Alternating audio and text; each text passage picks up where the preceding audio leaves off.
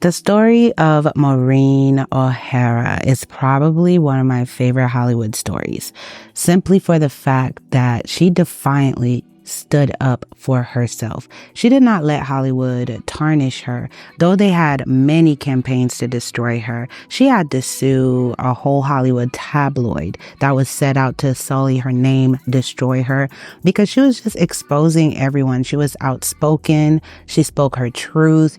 And she refused to be on the casting couch, and she spoke boldly about that. She refused to get surgery to change her face, even though studio execs were pushing her to do so and punishing her. That they wanted you to get a nose job and change your teeth. They said that my nose was too big, and they wanted to change it too. And you said? I said, nothing doing. If that's what you want to do, I will go back to Ireland, where I came from.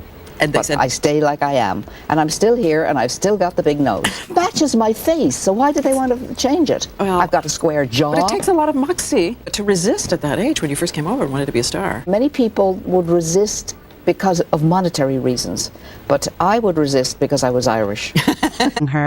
Though there were times that she could not decline certain roles for fear of being suspended from the studios, she still spoke boldly about the type of roles that she wanted, and she would still speak her mind about some films that she wouldn't even include those films in her filmography because she just wasn't proud of them. I just love her story a lot, and it just shows you that even during that era, like the golden age of Hollywood, there were some really strong women. And before you have celebrities now that sue bloggers and tabloids successfully, Maureen O'Hara was one of the first. Well, she was the first. She was the first to ever do it, and do it successfully too, and expose just how disgusting the industry was. This woman not only would get punched and slapped by these directors and her male actors and just suffer the most disgusting abuses, which I will share in this, but she would be doing the punching too. She was just not having it. So I'm sure you're going to enjoy this story. So much torment. In the studio days, you write about the way they would clock how long you were in the restroom. That time and money was so important. Oh, yes. And that they all you ever heard was time is money, time is money. And when we went to the bathroom, we were clocked off the set and clocked back on the set. And again, you heard from Mr. Zanuck, why did it take you so much time to go to the bathroom? That particular day, I was mad at him, and I was hitting him for real, and I intended to break his jaw. I hauled off to hit him. He puts his hand up and stops it. And in that moment, he snapped my wrist back and cracked a bone in my wrist. Then I went to the hospital, and then came back to the studio and continued working because you got no sympathy. Is this true that you were mad at them? Because in the famous scene where he drags you along the hill, that he and the director had put down sheep's dung so that you would be dragged through sheep's dung? And let me tell you, it stinks. They loved tormenting me, probably because I reacted. And if I had had the sense to not even react, they probably would have quit tormenting me. We are going to start off first with her childhood, and then we're going to get into her career, how she became the Maureen O'Hara, and then we're going to talk about, of course, all of the disgustingness of Hollywood and how she won this case against Confidential. But first, hey friend, welcome to my channel, Maureen O'Hara, where we deep dive and break down the most iconic stars through history. If you're not yet subscribed, please be sure to do so. And if you're already subscribed, please turn on your notification bell so you never miss an upload. Now, without further ado, and before we start, I just want you guys to leave some flower emojis in the comments for Maureen O'Hara, because she still deserves her flowers today. Okay, she literally made it popular for stars to speak up a little bit more when the time was just the most oppressive for Hollywood. So just for that alone, please leave some flowers in the comments for her. But let's start with her childhood. Born under the name Maureen Fitzsimons on August 17th, 1920, in the heart of Dublin, Ireland, the future Hollywood icon grew up in a lively household as one of 6 children. The Fitzsimons family was anything but ordinary. As Maureen herself fondly recalled, her family was the most remarkable and eccentric family I could have possibly hoped for, end quote. Her father, a successful businessman in the clothing industry, was also an owner of the Shamrock Rovers football club, which O'Hara supported passionately since her childhood.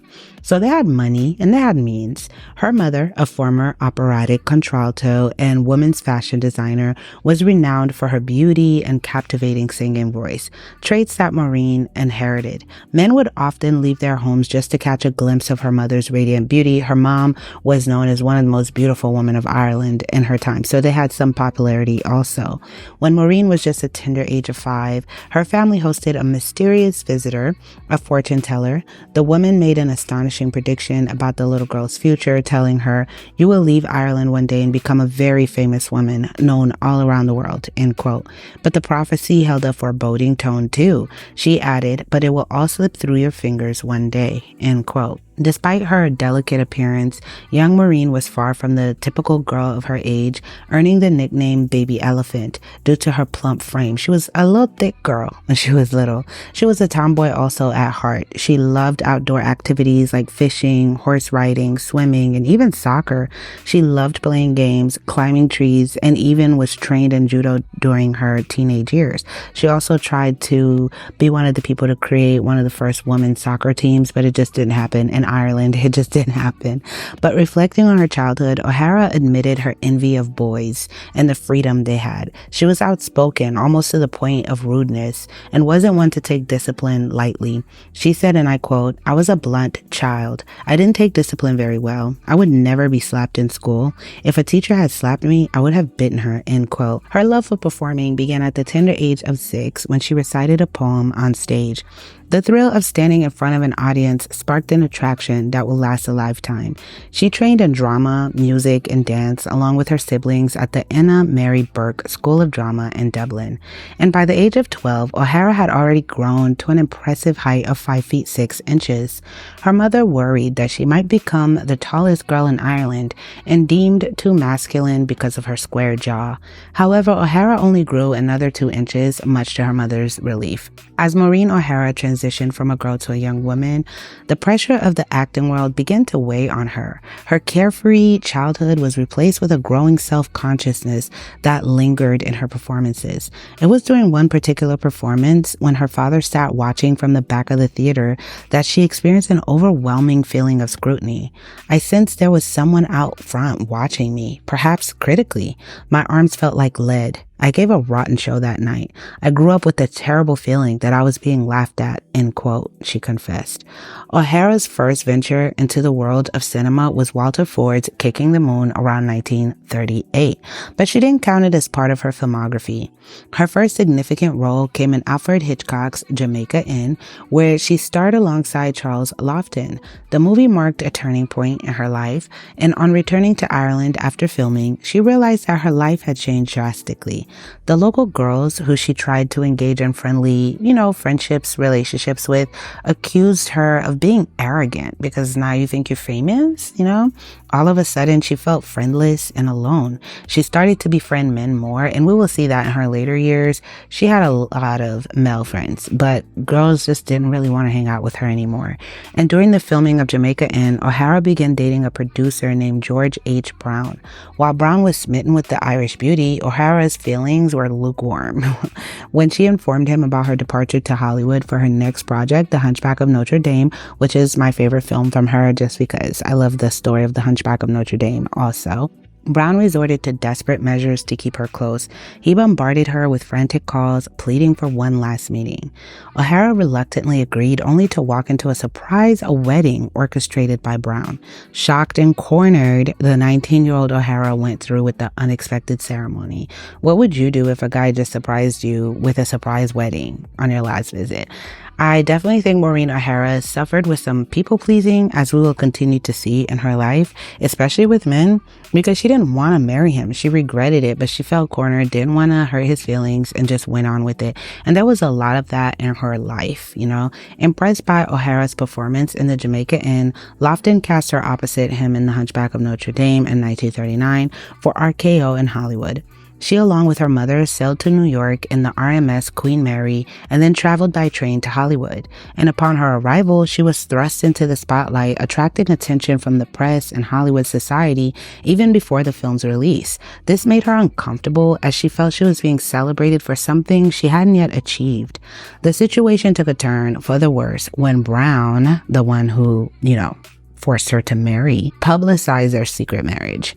The news did not sit well with O'Hara's Hollywood bosses, who were furious about the surprise wedding. Brown was so happy to be married to her that he started announcing that, hey, I'm married to the most famous girl from Ireland. Feeling trapped and desperate for an escape, O'Hara complied with her studio's orders to stay in the U.S. while Brown waited for her in Ireland. And during this time, she had her marriage quietly annulled. And after their wedding day, O'Hara never saw Brown again. In The Hunchback of Notre Dame, O'Hara portrayed Esmeralda, a gypsy dancer who is imprisoned and later sentenced to death by the Parisian authorities. The film was a hit, and O'Hara quickly became a favorite in the industry. Her fiery red hair, expressive green eyes, and vivacious screen presence captivated audiences, marking the beginning of her illustrious Hollywood journey. The young starlet, Maureen O'Hara's Hollywood journey was not without its trials and tribulations, though. Her next venture was the film A Bill of Divorcement, directed by Jon Favreau. The experience proved challenging, as Favreau reportedly made explicit remarks towards O'Hara and even stalked her at home. When she rejected his sensual advances, he resorted to bullying her on set. Fed up with his harassment, O'Hara finally put an end to it by punching him in the jaw. In her early Hollywood years, O'Hara found herself stuck in films with either lackluster scripts, subpar directors, or both, and it may have had a lot to do with her punching that one director in the jaw. The frustration was mounting, and she contemplated breaking her contract and returning home. In a last-ditch effort to salvage her career, she pleaded with her agent for a role in John Ford's upcoming film, How Green Was My Valley? Her plea was successful, and she landed a part in the film. O'Hara and Ford formed a professional bond, collaborating on 5 films over 2 decades. Ford developed an unhealthy obsession with O'Hara, which fluctuated between infatuation and violence. He would pen long, drunken love letters to her, confessing his longing and dreams about her. One such letter read, "God, I long for you. I dream of you. Your face is constantly in my dreams." Yet his affection often turned cruel. He once punched O'Hara in the face, not behind closed doors, but right on the movie set in front of a whole bunch of people who did nothing. They did not come to her aid. O'Hara endured this treatment, believing it would prove her resilience and show Ford that she could take a punch like a man. Despite Ford's volatile behavior, the film was a critical success, garnering 10 Academy Award nominations and winning 3, including Best Picture. It always seems like the worst directors usually make the best films, right? They'll win all the awards. But behind the scenes, all of them are horrible, horrible demons. Ugh, just disgusting. In 1945, O'Hara starred in The Spanish Main. During this period, she faced false accusations from an actress named Catherine, who claimed that O'Hara had made sexual advances towards her in an elevator. O'Hara believed this accusation was merely a publicity stunt by Catherine to gain attention at the start of her career, and also people who didn't really like O'Hara just wanted to spread something because, you know, she had like square jaw, she was a tomboy, so people just wanted to push that narrative out there that she could be into girls. But the rumors that O'Hara was actually into women never quite went away, and O'Hara's final film of 1947, The Foxes of Harrow, saw her playing a Creole woman alongside Rex Harrison. The pair shared a mutual dislike from the beginning, with O'Hara finding Harrison rude, vulgar, and arrogant. Harrison reportedly belched in her face during dance sequences and accused her of anti-Semitism, as he was married to a Jewish woman at the time. O'Hara strongly refuted these allegations despite their personal differences. Variety praised their on-screen chemistry, stating they executed their dramatic scenes with surprising skill.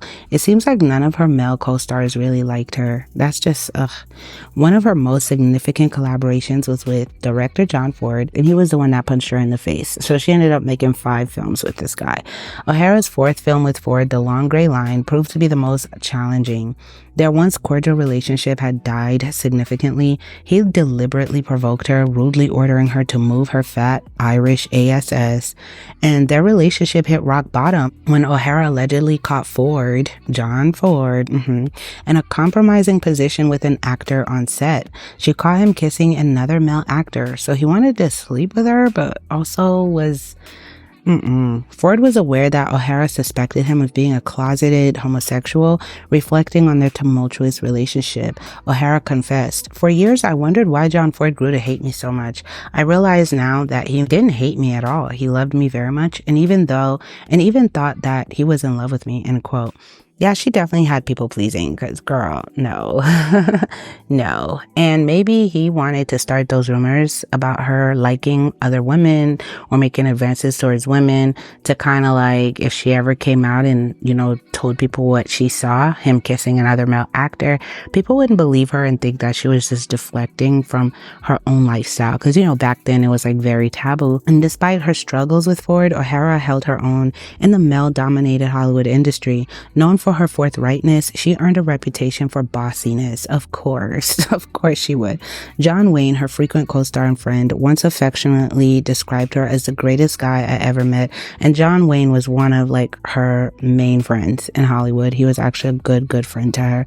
She shared a strong bond with Wayne, with both stars known for taking no nonsense from everybody because he had similar temperament as her. He just would not go for the nonsense of Hollywood. He would not take the nonsense. O'Hara also maintained friendships with powerful studio heads like Daryl F. Zanuck and Harry Cohn. But the rumors about Harry Cohn. He was notorious for being the nastiest man in Hollywood and touching on the young actresses, it was okay. So it was weird how she befriended him knowing what she stood for. So I didn't really understand that, but these executives respected her for her honesty and boldness despite her fiery temperament. O'Hara was a non-smoker who avoided the typical Hollywood party lifestyle. She maintained a relatively moderate personal grooming routine and held conservative views about on-screen behavior. And in her early career, she refused to smoke or drink on screen, relenting only when job opportunities started drying up. O'Hara's prudish attitude towards sex and refusal to pose for scantily clad photographs earned her a reputation as a prude in Hollywood. She explained her stance by saying, "I come from a very strict family and I can't do some of the things other actresses can because my folks in Dublin would think I turned out bad," end quote. Despite these challenges, O'Hara felt that her refusal to compromise her values cost her roles.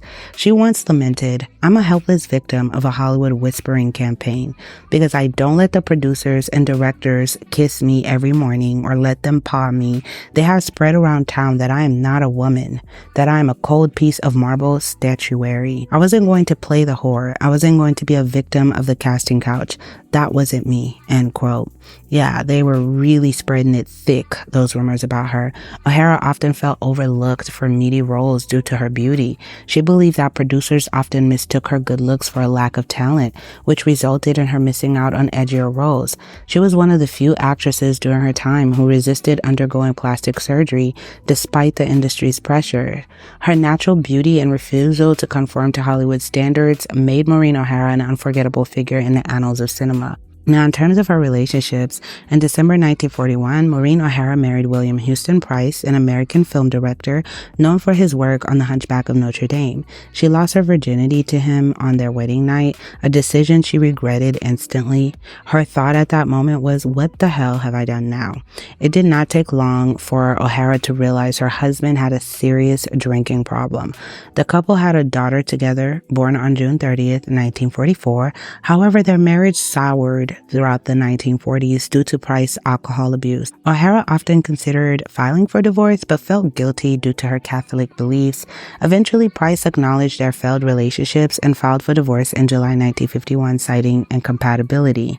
From 1953 to 1967, O'Hara was involved with Enrique Parra, a wealthy Mexican politician and banker. They met during a trip to Mexico in 1951. As her relationship with Parra developed, she learned Spanish and even enrolled her daughter in a Mexican school. O'Hara moved to a smaller property in Bel Air in 1953 and often visited Mexico City, where she and Parra were celebrated celebrities. She even hired a detective to ensure Parra was being honest about his past relationships. John Ford, the director she frequently worked with, disliked Parra intensely. Of course he would. This strained her relationship with Ford as he often meddled in her affairs and disapproved of her divorce from Price. And being a devout Catholic like O'Hara, Price also continued to harass O'Hara for dating Parra. and filed a custody case against her in June 1955, accusing her of immorality. O'Hara countersued him for contempt of court for failing to pay child support and alimony. Just before the court case began, a strange man approached O'Hara. He claimed that he had evidence that her ex-husband was actually gay, and he even offered to testify for her. So she won that case. In 1955, while promoting the Long Gray Line, Ford insulted O'Hara and her brother Charles, telling Charles, "If that horror sister of yours can pull herself away from that Mexican long enough to do a little publicity for us, the film might have a chance at some decent return," end quote. On July 9th, 1957, O'Hara filed a $5 million lawsuit against Confidential magazine over allegations it made about her being engaged in public sensual activity with Para during a film screening at Grauman's Chinese Theater in Hollywood. And many people felt like John Ford had something to do with that, with Confidential reporting this, because he really did not like this Mexican, quote unquote, that she was dating. And interracially dating was still weird for a lot of people during that time. So they weren't too happy about Maureen O'Hara dating this quote-unquote Mexican. But one of the allegations was Maureen had entered Grauman's wearing white silk blouse neatly buttoned. Now it wasn't, end quote. So she could have just thought the shirt was too tight and unbuttoned it. And what would be the problem if she left and one button was undone, right? But the thing is, O'Hara wasn't even there. She wasn't even in a theater on the night that they were accusing her. O'Hara proved her innocence by presenting a passport showing she was in Spain shooting Fire Over Africa at the time. She became the first actress to win a case against an industry tabloid when Confidential was found guilty of libel and conspiring to publish obscenity. When I say industry tabloid, that's what it literally was. There are tabloids made for the stars for publicity. Those same tabloids can turn against you, and they start to destroy you too when you piss someone off who's higher up. And so you just start to see, where are these rumors coming from? Where is this coming from? And she was one of the first stars to successfully sue Confidential. Confidential was kind of like, I don't know who I can compare it to today, but just think of like the worst tabloids or the worst like blogs that just is lies and salaciousness on these people. They were the worst of the worst, and they lied on so many stars to the point where it led those stars to the brink of depression and even taking their lives. So a lot of Hollywood stars supported her also for this, and I really think John Ford did that, or other people that she just didn't want to be with. They just wanted to destroy her. But eventually, her and Para ended up breaking it off because it was just too much. It became too much, and he became distant. He was very depressed, and then he was dealing with the death of one of his daughters. So they just ended it. But on March 12, 1968, O'Hara married Charles F. Blair, Jr., a pioneer of transatlantic aviation, former general of the United States Air Force, former chief pilot at Pan Am, and founder of the United States Virgin Islands airline Antilles Airboats. Unfortunately, Blair died in 1978 in a plane crash after an engine failure, but they were madly in love. Following his death, O'Hara was elected CEO and president of the airline, making her the first woman president of a scheduled airline in the United States. And in 1978, Hollywood's fiery redhead Maureen O'Hara was dealt a crushing blow when she was diagnosed with uterine cancer. The dreadful disease required a major operation where her uterus was removed, an ordeal that would have broken lesser spirits, but O'Hara was a fighter both on and off the screen. However, the health battles didn't end there. The legendary actress suffered not one, not two, but 6 successive heart attacks. The onslaught of these cardiac events led her to undergo an angioplasty, a procedure to unblock her arteries and restore blood flow to her heart. Years later, in May 2012, another scandal rocked the final act of O'Hara's life. Her family raised concerns with social workers, alleging that the beloved actress was a victim of elder abuse. O'Hara, who was then grappling with short-term memory loss, found herself in the midst of a storm she could barely comprehend. And by September 2012, after securing her doctor's permission to fly, O'Hara relocated to the United States. She left her native Ireland behind and moved in with her grandson in Idaho, trading the bustling city for the tranquility of the countryside. O'Hara's twilight years were marred by health complications. She battled type 2 diabetes, a condition that required careful management and lifestyle modifications. Her short-term memory loss also persisted, adding another layer of challenges to her everyday life. Then, on October 24, 2015, Maureen O'Hara, one of Hollywood's most enduring icons, passed away peacefully in her sleep. Her home in Boise, Idaho, which had been her sanctuary in her last years, became the site of her farewell. She was 95 years old, so she lived a very, very long life. O'Hara was laid to rest at Arlington National Cemetery in Virginia, an honor reserved for those who have served their country. She was buried next to her late husband, Charles Blair, reuniting the duo in eternity. Her life has been a saga of resilience, passion, and unyielding spirit, and she left behind a legacy that continues to inspire. And I am just inspired by her because I've done so many other videos on women from that era that just went out sad. But not only did she get to live a long life, 95 years old, but she accomplished a lot. To be running an airline company is crazy, right? And she stood up for herself a lot. And she was so good at her craft. That's what I say. Be so good that even your haters got to give you credit. And they have to work with you. She was so good at her craft that even though the likes of John Ford and these other actors and directors did not like her, they could not stand her because she wouldn't sleep with them, they still had to hire her. They still had to work with her because she was just good at her craft. She would do her own stunts in The Hunchback of Notre Dame. She did all of her own stunts. I'm talking about when they wrapped a noose around her neck. There was no net underneath her to catch her if she fell or anything. So she was known to have a lot of bruises on her body. I just think she deserves her flowers in the comments. And, you know, there's a funny, well, it's not funny, but there's a story that she was even almost kidnapped in Ireland when she went back just to rest. And I really think it was just Hollywood messing with her. Like, these people were messing with her. So she went back home to Ireland to rest for a bit. And a car came to her house and was like, hey, we're picking you up to go to this event. And she was like, I don't remember having any prior commitments to go to any events. I didn't book anything. I'm like here to rest. So she had her people send them away, the driver away.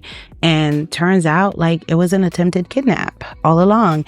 And then after that, they just told her, come back to Hollywood so you could do this movie. And she was like, wait, y'all don't even care that I was almost kidnapped. Y'all just worried about the next movie. No sympathy at all. But I do believe that they used to do that back then. Maybe they were trying to scare her into coming back to America. They didn't want her to take a break because she was like a cash cow, okay? But comment below your thoughts. And don't forget to leave some flowers in the comments for her. Comment below who else would you guys like me to do a video for. And make sure you thumbs up this video. If you like the music you're listening to, the link is in the description. I love you guys so much. Thank you for tuning in. Until next time.